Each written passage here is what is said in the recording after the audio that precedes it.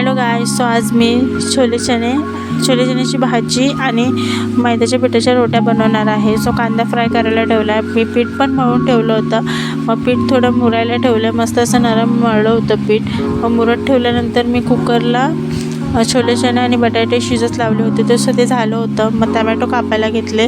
Tomato संग जरा extra trick केली तर ती पण माझ्याकडनं झाली आहे. मस्त असे थोडे बारीक बारीक कापले टमाटे. मग त्याच्यानंतरला ते पण थोडे फ्राय व्हायला ठेवले. तेल वगैरे वतून कांदा आणि टमॅटो मस्त फ्राय करून घ्यायचं. मग नंतरला वरतून थोडं मीठ टाकायचं आणि अद्रक लसूणची पेस्ट टाकायची. म्हणजे त्याच्यातच टाकून घ्यायची जेव्हा आपण फ्राय करतो तेव्हा. मग अद्रक लसूणची पेस्ट टाकल्यानंतर त्याला पण मस्त असं मिक्स करून घ्यायचं. मिक्स वगैरे झाल्यानंतर त्याला 10-15 मिनटासाठी झाकण ठेवायचं. म्हणजे कसं ते टमॅटो वगैरे शिजायला. मग ते गॅस स्लो करून थोडं शिजायला ठेवायचं.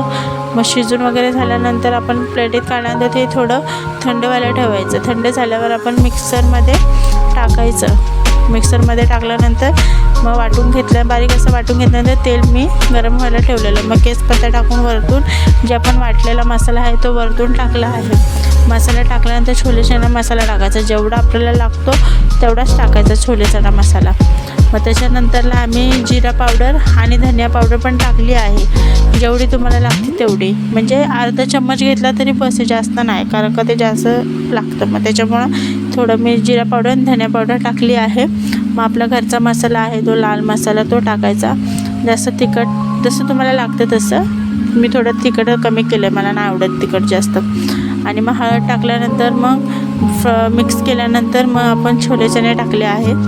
छोले चणे टाकल्यानंतर बटाटे असे मस्त असे कापून घेतल्यानंतर आपण थोडं मिक्सरमध्ये राहिलेलं ना वाटपचा मसाला ते थोडं पाणी टाकून केला आहे. बटाटे वगैरे कापून टाकलेत आपण. मग थोडं मस्त हलवून घ्यायचं, कारण का आपण पहिलं मीठ वगैरे टाकलं होतं, अद्रक लसूणची पेस्ट टाकली होती, त्याच्यामुळे आता काय टाकायची गरज नाही. तर आता मी रोटी करते मैद्याच्या पिठाच्या.